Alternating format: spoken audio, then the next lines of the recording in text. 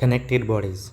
यहाँ पे क्या करेंगे, एक दो बॉडी लेंगे, ये मास, ये मास, इसको हॉरिजॉन्टल सरफेस पे रखा हुआ है। यहाँ पे मास को ये वर्टिकली हैंगिंग किया है with help of A pulley. ये पुल्ली से हैंगिंग किया हुआ है। ओके, ये हॉरिजॉन्टल होगा, ये वर्टिकल हैंगिंग होगा। तो अभी हमको ये बॉडी, ये मास ज़्यादा करने से ये एक्सलेट करेगा नीचे, ये एक्सलेट करेगा इस साइड। कितना एक्सलेट करता है ये हमको कैलकुलेट करना है। ओके, तो यहाँ पे क्या होगा, अभी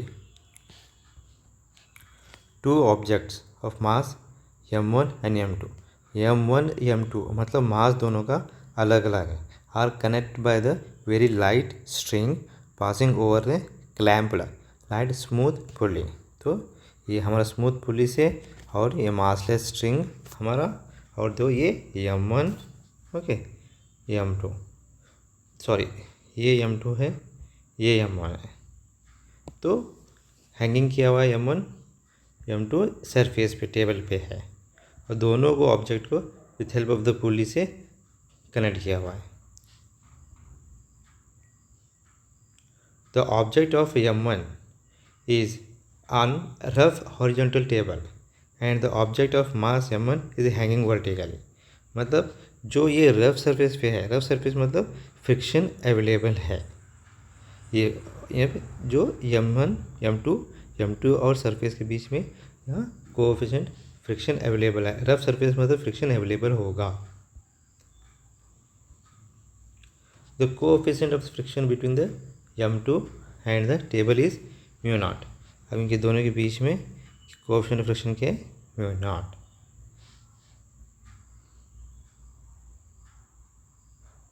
Let the acceleration of the system of the two objects be a.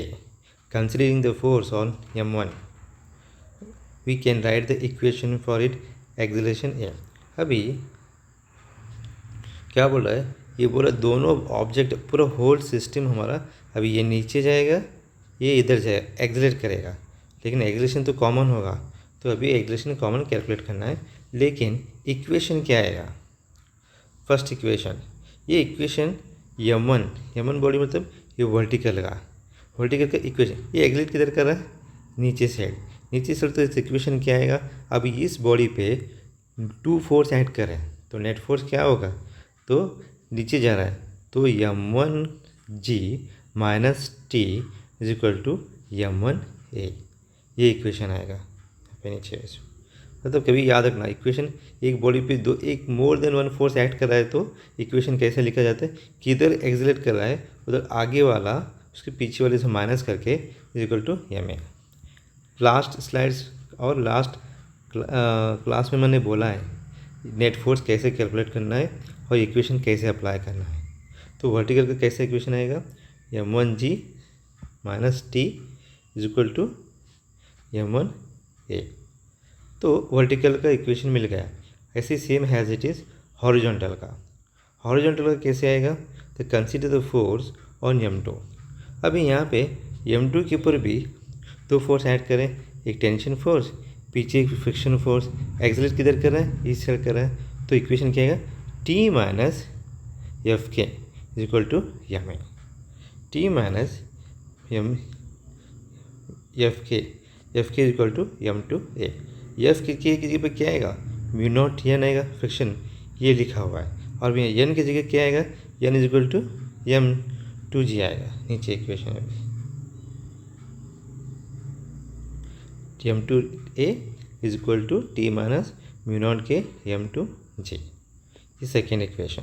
ये हॉरिजॉन्टल का equation, last slide first vertical equation. अभी दोनों इक्वेशन को दोनों मिलाएंगे। फर्स्ट इक्वेशन क्या है हमारा, m1a is equal to m1g minus T, m2a is equal to T minus μ0 k m2g।